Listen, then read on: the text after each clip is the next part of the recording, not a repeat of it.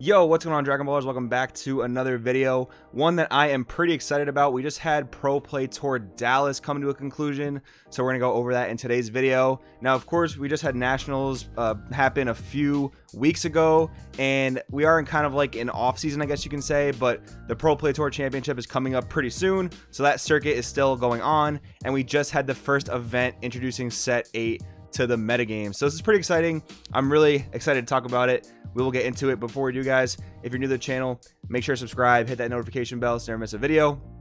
Want to get involved in the Dragon Ball Super community, make sure to check out the Discord in the description below. Awesome group of people. Finally, guys, 3 ways you can help the channel out. Number 1, the Patreon in the description below. Lots of competitive content for you if you are going to attend one of these events. Number 2, the join button down below for the YouTube channel memberships. Number 3, if you want to buy any of the cards I talk about in this video, make sure to use my link to TCG Player or Bearded Collectibles in the description below. With that being said, we will get into this video. So here is your top cut breakdown, guys. Super diverse. We have 1, 2, 3, 4, 5, 6, 7, 8, 9, 10, 11 different leaders in this top cut. And even amongst the Broly decks, there were 2 different variants that top. So if you look at it that way, really we had like 12 different decks that top this event, man. And this is the type of diversity we've been seeing event after event ever since, I want to say, the handling of Super Shenron. We've been seeing some super diverse formats. Do I think the format's perfect? No. Do I think the format is amazing? Yes. And I'll kind of talk about that. I know it's a weird thing to say. It's not perfect, but it's still amazing. I think it is still amazing. I think there are some interesting things that are going on in the format. Let's just get into it and start talking about it. So first up, we had 3 Broly, yellow Broly, in this top cut. Now, what I will say is, I think this leader is getting a little bit too old. I mean, we've been seeing it top for what, like a year now? Ever since this leader came out, it's been meta relevant. It's really, really strong. And normally I don't have a problem with that. I still kind of don't have a problem with that. Let's talk about the variants at top. So first of all, we had our typical blue yellow Broly, your grade 8 Bardock Raiders Warcry, just doing those shenanigans, you know, playing a really defensive turn with Zeno button, bringing the ape into play. You destroy wide boards, you build your own really wide board, and of course you finish up with Mira Champa. Mira Champa going to be the staple finisher no matter really what Broly variant you're looking at. So that's really important to recognize. Now, blue yellow, I didn't think anything from set 8 would really push it out of the scene. I mean, the deck is still stupidly powerful. Zeno button, a card that many people potentially wanted to be hit, did not get hit, of course. And the Great Ape Warriors Warcry, of course, insane card. Now, what I will say is, the 2-drop play in the deck, the Goku Black Unforeseen Darkness, that card did get crept out a little bit just because of all the new counterplays like Beerus Ball, Focus Breakthrough. 1 for every color, basically, that negates the play of your best 2-drop in your deck. But now, like, that is only relevant at 4 life, so you can kind of outplay it where you can get the card into play early on. Like, by your turn 2, unless you're playing against a very aggressive deck that takes a lot of its own life, maybe the mirror match, maybe like a starter baby. But against the rest of the format, you're really not going to be worried about those cards on turn 2, so that is safe, but it does hurt later in the game because a lot of times you need to play that Unforeseen Darkness, you need to filter through your hand, and you need to swing with it to get your ape on the board, things like that. So besides that, I don't really think this deck is hurting in any significant way. I do think it's still very strong. One thing that was very interesting about the blue yellow deck that topped, it wasn't playing as many Champa the Tricksters, but it was playing 4 Undying Link Spirit Son Gohan. Now, if you've been following the Dragon Ball Super community up to this point, you kind of know that aggro was the premier deck of the tournament. Like, that was what everyone was afraid of, specifically baby aggro, and we will talk about baby later on in the video. I'm super excited about that. But these new aggro decks with the Heartfelt Plea Son Goku, the baby putting the leader to negative 5,000, these were the decks that most people were afraid of, and they all play a lot of low to the ground aggressive types of cards. So the blue yellow Broly player that did top this event, he ended up going with 4 Undying Link Son Gohans over Champa the Trickster, and I think that's kind of a telltale sign of where the format kind of is right now. Now, of course, we had Shenron Ramp take a huge hit on the last ban list, so you're theoretically going to see all these tall decks, these decks with these really big boss monsters like Gogeta 7 and Kaioken, you're going to see those kind of pushed to the wayside, at least for this first tournament of the new format. I think that's what we're expecting to see, and you want to see those Undying Link Spirits in the main deck because you're expecting a lot more aggro, so that's just something to think about. Also, the other 2 variants of Broly that topped, blue, green, yellow, kind of like a tricolor build. Now, the yellow wasn't too like important to the deck It was more so just for the super combos, but it also did play grade A Bardock, Raiders, Warcry, and Zeno button. Besides that, you had your blue-green cards and your ramp cards, like your Energy Amplification, Android 16. So kind of interesting how splashable this engine is. I mean, it does restrict you from playing 30 to 35,000 battle cards. That does not restrict you, though, from playing the SS4 Vegeta Secret Rare. So that's really important. And again, this isn't tied to any type of leader. Any type of leader can play it. And the fact that the Broly leader did splash this engine, it just shows how splashable, how generic this leader is as a whole, and how that's kind of painting the game in a sense. Like, this is kind of starting to become SS3 in a sense, where it's just so generic that you just put the best cards in Yellow Broly, and Yellow Broly just makes them better. I won't go as far to say it's as bad as SS3, because we're not seeing as many Brolys in this top cut. This is a very healthy, diverse top cut. But maybe it's starting to get to that point. Maybe it's just making the game a little bit more stale. And I don't mean to say that the game is stale by any means, just that the leader's been around a little bit too long. I don't know. Let me know what you guys think in the comments below about that. I'm not exactly sure where I fall on it yet. I just do think that it kind of sucks when you have an archetype that's not even meant, that it's not even built with this leader in mind, and the leader kind of just takes it, kind of makes it weird. But I don't know, just me rambling. Let's move on. We've got 2 Hachiyak in this top cut. Now, interestingly enough, we've been seeing some Overrealm builds of Hachiyak kind of floating around the web, especially my teammate Richard Zapp and the guys at 3x3 Productions working on a very Overrealm heavy build of Hachiyak. And shout out to Russell Seltzer, my teammate, for topping with it. These 2 Hachiyak builds did play the actual Hachiyak boss monster. He's really good. I mean, he has dual attack, so he also boosts himself to an 8-drop in the Hachiyak deck, so he doesn't count towards your amount of swings you get from the leader restriction. So he has dual attack for 2 threatening swings there. He also has a little bit of removal built in. He also has a negate built in. That's pretty solid. I mean, you can't really ask for much more in a boss monster. I do think the Overrealm build is very strong as well. I think as time goes on with Hachiyak, people will start to experiment with that. So just want to keep that in mind. The Overrealm build is there. Wasn't really represented in this top 16 in particular, but I do think it'll be something to look out for moving forward. Another interesting point, the other build of Hachiyak did main deck Force Ejection Mass Saiyan. So, you know, it was afraid of that ramp per se. And I do think that's a valid fear, because if you're playing against Android 21, where both decks are pretty slow, you're not going to kill them fast at all, and they can kind of just freely get to their Violent Predator, your entire deck is just mono black. So if they play that, you lose all your energy, all your battle cards. And I really don't see how you can win that game, especially because their boss monster has triple attack. So I do think that is an important main deck if you're really afraid of Android 21. Next up, we are going to talk about Android 21 and Android 18. So 2 21s, 1 18 in this top cut, all of which were ramp versions, which is pretty interesting. If you guys saw my live stream the other day on Saturday, I was messing around with more of like a mid-rangey, non-ramp version of 18. All 3 of these decks were playing ramp. 2 of them were playing the Android 21 Violent Predator. Those were the Android 21 builds. The Android 18 was not playing Violent Predator.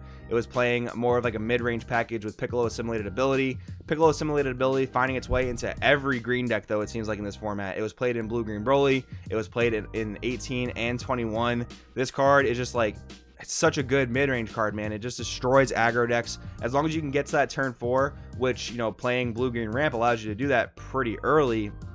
You drop this guy in turn 3, and you're off to the races there. Like, you're just popping battle cards left and right. You're drawing tons of cards.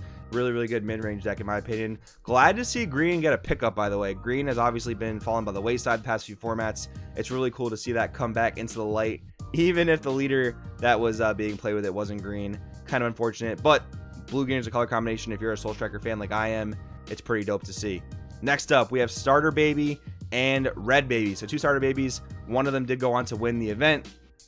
Secondly, 1 Red Baby, both playing the red-yellow engine. SS4 Son Goku Heartfelt Plea seemed to be the MVP card, the card that everyone was looking out for over the course of the weekend. Again, everyone was kind of afraid of that aggro, and SS4 Son Goku comes out any turn you want, realistically. All you have to do is make an arrival on turn 2. You can awaken. If you can awaken that turn, you're going to play Heartfelt Plea. You can also potentially drop the Pan Grade A Whisperer. That's going to make this guy a dual attack triple striker with Offering.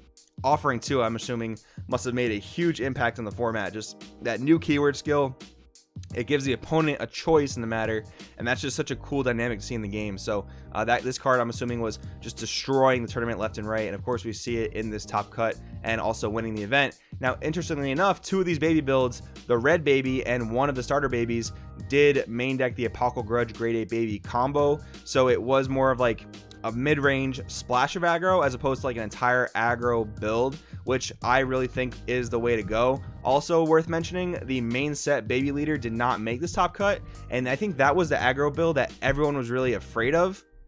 Just playing that guy, guaranteeing your awaken on turn 3, dropping your opponent's leader to 0, giving the leader triple attack, things like that. I think that's what everyone was kind of expecting going into the weekend, but I really did think starter baby is the way to go. I love the leader. I think it's really strong. Awakening at 2 is kind of sketchy, don't get me wrong, but if you manage it correctly, if you know your matchups, I think this type of leader, I think an awaken at 2 leader really does reward you for knowing your matchups, knowing the meta. And it's hard to know the meta at the beginning of a new set, but if you can kind of manage your matchups, I think that will reward you very, very well. I also think going into the Apocalypse Grudge Grade 8 baby for a bit more mid-rangey type of play, I think that is much more beneficial than going pure aggro. Just my opinion, but I think that was kind of proven a little bit by this top cut spread.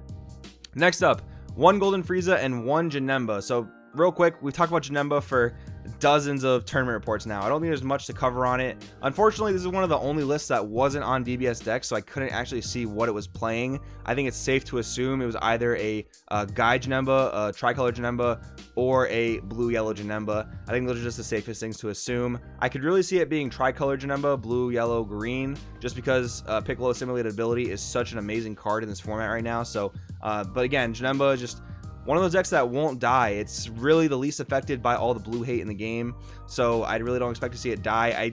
I don't think it'll be as relevant in top cuts anymore going forward.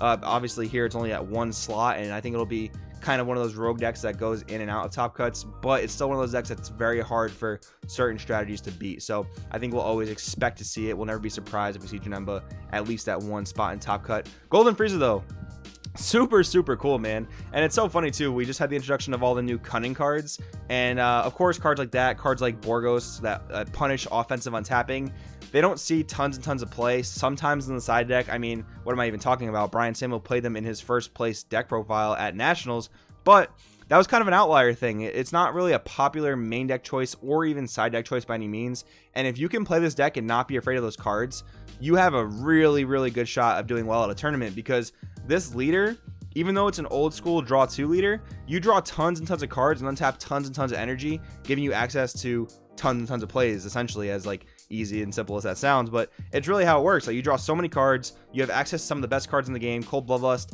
they played SS Broly all out assault, because obviously it's a green yellow deck, it's lemon lime Frieza, and this is one of the most powerful rivals for green yellow. So really cool to see this deck in the top cut. I love it, it's really cool.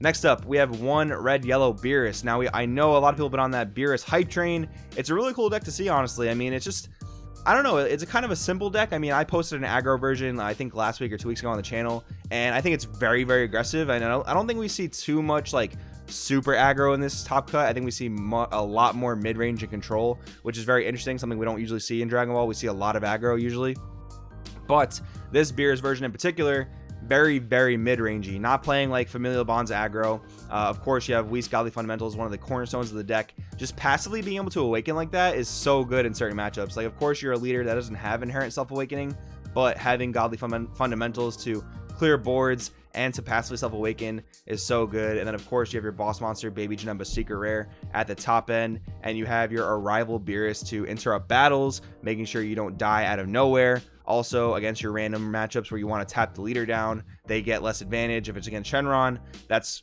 if you can hold their awaken off by a turn, that is very backbreaking for that deck. So love to see Beerus here. I think it's another deck that rewards a good pilot for sure. Next up, last 2 decks in the top cut, we have 1 Shenron Victory Strike. So of course we find a way to put Shenron Big Boss Monster deck in the top cut, and this time it's with Shenron Victory Strike. Pretty funny, the list was playing 1 World Peace, just pretty funny there. I mean, you can revive your Path to Greatness, but you have to wait till turn 4 to do it, so it's pretty awkward. It's only really good if you're kind of coming back from behind, so I can see why he played it at 1, but besides that, Victory Strike, pretty good in the current format. I mean, if you see Janemba, it's great. If you go up against an Android 21 that can't self-awaken, it's great.